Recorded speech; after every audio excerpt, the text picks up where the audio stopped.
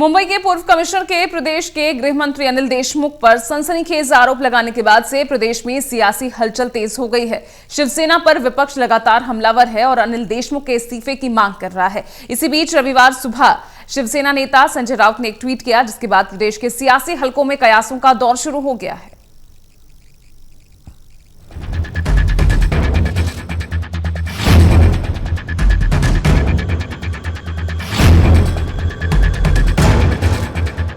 महाराष्ट्र के एंटीलिया केस में आरोप प्रत्यारोप और मामले की जांच की आंच अब सीएम उद्धव ठाकरे तक पहुंच गई है। मुंबई पुलिस कमिश्नर परमबीर सिंह द्वारा प्रदेश के गृह मंत्री अनिल देशमुख पर आरोप लगाने के बाद प्रदेश की सियासत में मानो भूचाल आ गया है। परमबीर सिंह के आरोप के बाद मामला पूरी तरह सियासी रंग ले चुका है। इस मामले में अब विपक्ष पूरी तरह से कूद पड़ा है। बीजेपी नेता और प्रदेश के पूर्व मुख्यमंत्री देवेंद्र फडणवीस जमकर महाराष्ट्र की उद्धव सरकार को घेर रहे हैं। पत्र के माध्यम से जो आरोप लगाए हैं वो अत्यंत गंभीर है। मैं तो ऐसा मानता हूं कि जो जिलेटिन की स्टिक्स मिली है उससे भी ज्यादा विस्फोटक इस प्रकार के ये सारे के सारे आरोप दिखाई पड़ते हैं। विशेष रूप से इन आरोपों की गंभीरता इसलिए भी बढ़ती है कि ये आरोप एक सर्विंग डीजी ने लगाए हुए और इन आरोपों के साथ उसकी पुष्टि करने के लिए उन्होंने व्हाट्सएप चैट या एसएमएस चैट, जो भी कुछ वो समझ में नहीं आ रहा उस लेटर में से कौन सी चैट है, लेकिन जो चैट उन्होंने लगाई हुई है इसमें बिल्कुल स्पष्टता के साथ वो जिनके साथ बातचीत हो रही है वो कह रहे हैं कि इतने रेस्टोरेंट से इतने पैसे, इतने बार से इतने पैसे, इतना पैसा जमा करने को बोला है।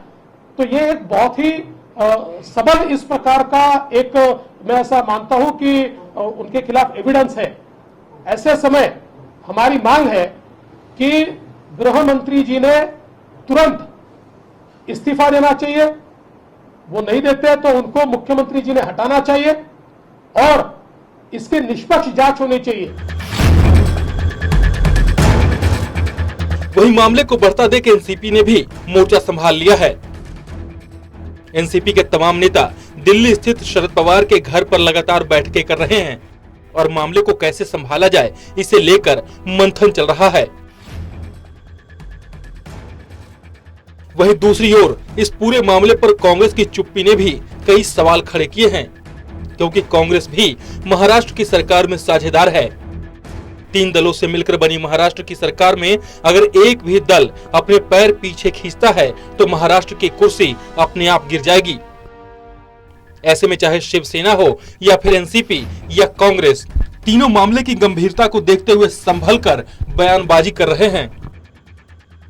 अशा प्रकारचे आरोप होणं कुठल्याही मंत्र्यावर किंवा सरकारवर हे नक्कीच आमच्यासारख्यांना जे सरकारच्या बाहेर आहेत पण सरकारचे हितचिंतक आहेत त्यांच्यासाठी हे धक्कादायक आहे आणि म्हणून म्हणतो की सरकारला 1.5 वर्ष झालेलं आहे। प्रत्येकानं सरकारमधल्या प्रत्येक घटकानं आत्मपरीक्षण करणं गरजेचं आहे। आपले पाय तपासायला पाहिजे।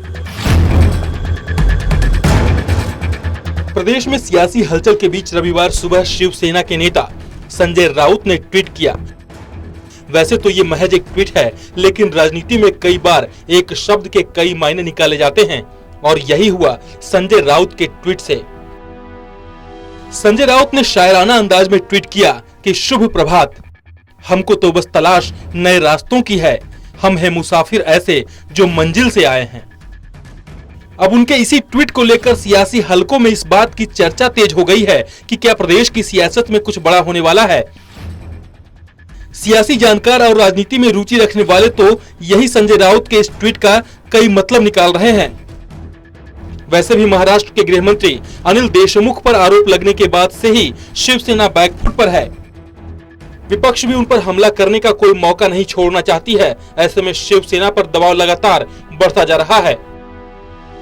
दरअसल संजय राउत के ट्वीट के बाद कई तरह के कयास लगने शुरू हो गए हैं। क्या उद्धव ठाकरे गृह मंत्री का इस्तीफा लेंगे? क्या शिवसेना एनसीपी कांग्रेस से गठबंधन तोड़ेगी? क्या शिवसेना बीजेपी के साथ फिर से हाथ मिला सकती है? क्या महाराष्ट्र में एक नई सरकार देखने को मिल सकती है? क्या शिवसेना बीजेपी के साथ मिलकर सरकार बना सकती है? संजय राउत ट्वीट के जरिए क्या इशारा कर रहे हैं? ये कई ऐसे सवाल हैं जिसे संजय राउत के एक ट्वीट ने जन्म दे दिया है। वैसे भी अगर देखा जाए तो शिवसेना और बीजेपी का रिश्ता कोई आज का नहीं है, बल्कि बहुत पुराना है। इसीलिए अगर बीजेपी के साथ मिलकर शिवसेना सरकार बनाने की सोच भी रही है तो इसमें बहुत ज्यादा चौंकने वाली बात नहीं होगी। ऐसे में अब ये सियासी लड़ाई आगे क्या मोड़ लेती है ये तो आने वाला वक्त ही बताएगा, लेकिन राजनीति में कुछ भी होने की संभावना हमेशा बनी रहती है। वैसे भी बीजेपी और शिवसेना पुराने साथी हैं और दोनों की विचारधारा भी एक ही है। ऐसे में दोनों का साथ आना कांग्रेस और एनसीपी के लिए बड़ा झटका हो सकता है। Special desk, total news.